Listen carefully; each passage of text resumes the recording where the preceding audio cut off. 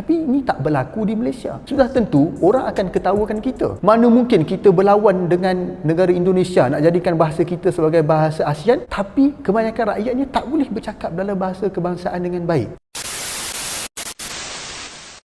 Halo teman-teman, jumpa lagi bersama saya Bastian Sebo. Ada salah satu video menarik yang mau saya berikan kepada teman-teman semua ya. Kali ini kita membuat video reaksinya. Jadi ini video dari salah satu orang di Malaysia. Dia menyampaikan kritik mengenai wacana atau isu pengangkatan bahasa Melayu menjadi bahasa resmi ASEAN.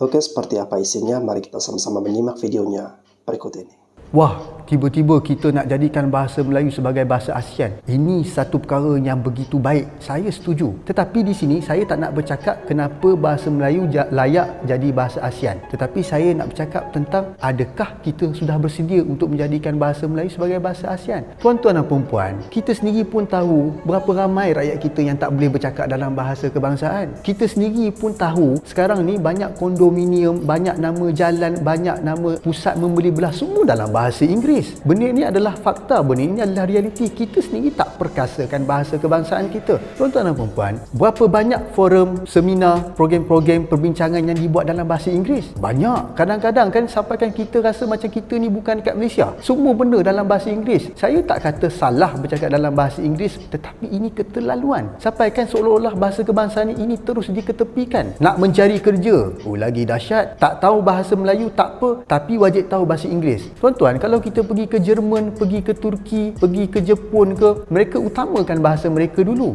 Sepatutnya kita dah buat benda ni sejak zaman merdeka dulu. Tapi sampai ke hari ni pun saya tak nampak apa inisiatif yang kita nak buat untuk memperkasakan bahasa kebangsaan kita. Indonesia, orang di sana semua bercakap dalam bahasa Indonesia. Sekalipun mereka ada suku yang berbeza, ada orang Jawa, ada orang Melayu, macam-macam provinsi yang ada di sana, tetapi mereka masih lagi bercakap dalam bahasa Indonesia. Tapi ini tak berlaku di Malaysia. Sudah tentu orang akan ketawakan kita. Mana mungkin kita berlawan dengan negara Indonesia nak jadikan bahasa kita sebagai bahasa ASEAN, tapi kebanyakan rakyatnya tak boleh bercakap dalam bahasa kebangsaan dengan baik. Ini satu perkara yang melucukan. Ambil contoh Melayu di bandar. Melayu di bandar suka bercakap dalam bahasa Inggeris tau. Kalau kita pergi jumpa beberapa rakan-rakan yang nampak macam agak sedikit berkerjaya tinggi ni, pergaulan mereka selalunya dalam bahasa Inggeris. Susah nak tengok yang bercakap dalam bahasa Melayu. Kalau bercakap dalam bahasa Melayu pun akan bercampur bau. Jadi ini adalah satu masalah. Bermakna kita ni tak bersedia nak jadikan bahasa Melayu sebagai bahasa ASEAN. Kenapa Malaysia nak jadikan bahasa Melayu ni sebagai bahasa ASEAN? Sebab kita punya populasi besar. Kalau kita himpunkan, gabungkan populasi Malaysia, Indonesia, Brunei, Singapura yang bercakap dalam bahasa kebangsaan besar. Jadi itu sebab kenapa kita nak jadikan bahasa kita ni sebagai bahasa ASEAN. Bila kita katakan jadi bahasa ASEAN, nanti bila dalam forum, dalam seminar, kita boleh saja bercakap dalam bahasa kita. Contohnya kalau kita nak buat program-program himpunan antara menteri-menteri di ASEAN, kita boleh buat dalam bahasa Melayu. Kemudian kita ada penterjemah. Jadi itu kebaikannya dan ini peluang untuk kita melihat bahasa kebangsaan kita di seluruh negara-negara ASEAN.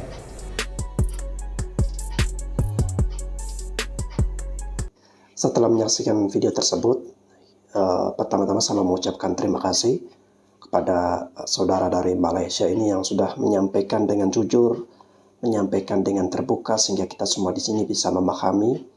Itulah realita kenapa bahasa Melayu bagi kita di Indonesia ya kurang begitu sepakat ketika pada saat itu Perdana Menteri Malaysia mengajukan atau meminta persetujuan kepada Presiden Republik Indonesia agar bahasa Melayu ini diangkat menjadi bahasa resmi ASEAN.